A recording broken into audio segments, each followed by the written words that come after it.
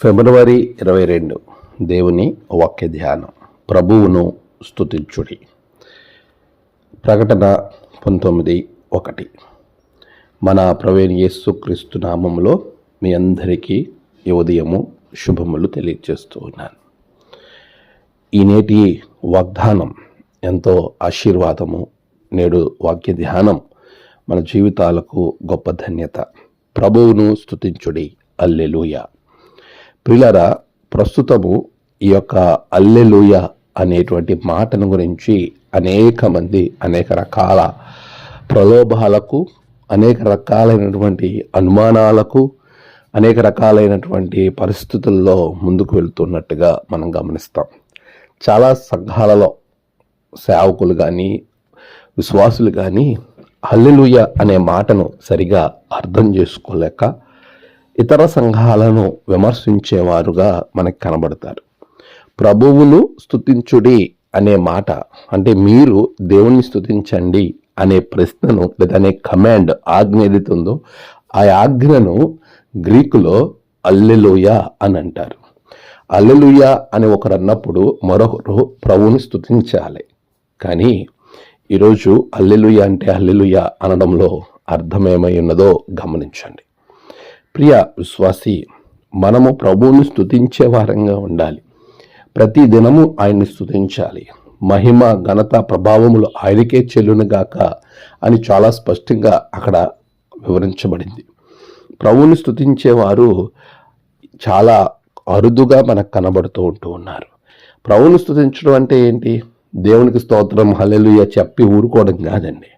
ప్రభువుని స్తుతించడం అనంటే నీవు ఆయన యందు ఆనందించటం, ప్రతి విషయానికి ఆయనకు ఒక రకమైన కృతజ్ఞత కలిగి జీవించటం.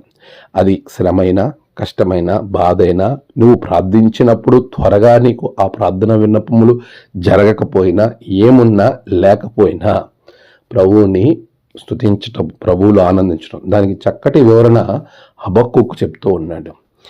ఏమున్నా లేకపోయినా నీ యందు ఆనందించదను.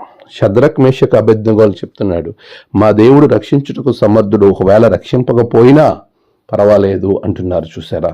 ఇవి ప్రభువునందు స్తుతించటం.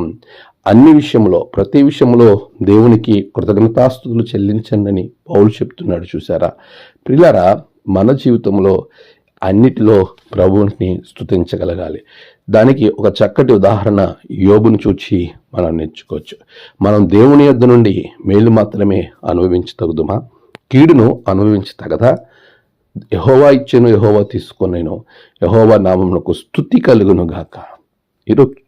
ఈరోజు నీవు ప్రభువుని స్తుతించడంలో ఏ రీతిగా ఉన్నావు? కార్యాలు జరిగినప్పుడే ఆయన స్తుతిస్తున్నావా? స్తుతించటం అని అంటే ఆయన ఏమై ఉన్నాడో దాన్ని బట్టి స్తుతించటమే, లేక నువ్వు జరిగిన పనులను బట్టి స్తుతించడం కాదు. ప్రభువుని ప్రభువుగా గుర్తించాలి. అందుకే యేసయ్య ఒక ప్రభువు, గొప్ప దేవుడు. ఆయనను ప్రభువుగా నువ్వు స్తుతించండి. ఆయనను స్తుతించుడి. హల్లెలూయా. ప్రభు మిమ్మల్ని దీవించును గాక. ఆమేన్. ప్రార్థన. సర్వోన్నతుడా, గొప్ప దేవ, నీ బిడ్డలను దీవించండి నాయన. నీ ఎడల పరిపూర్ణ ఆలోచన కలిగి ముందుకు వెళ్ళుటకు బిడ్డలను ఆశీర్వదించండి. నేడు వారి ప్రయాణాలు, పనులు తండ్రి ప్రతి విషయంలో మీరు తోడుగా ఉండండి.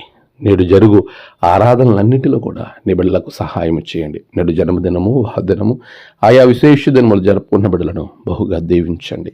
తమ ప్రియులను కోల్పోయిన వారి కుటుంబాలకు నెమ్మది, ఆదరణ అనుగ్రహించండి. దినదీవులతో నింపి మీరే మహిమ పొందమని క్రీస్తు పేరట అడిగి వేడుకొంచున్నాం తండ్రి. ఆమేన్. తండ్రి, కుమార, పరిశుద్ధాత్మ త్రియేక దేవుని ఆశీర్వాదం మీకు తోడుగా ఉండి నడిపించును గాక. ఆమేన్.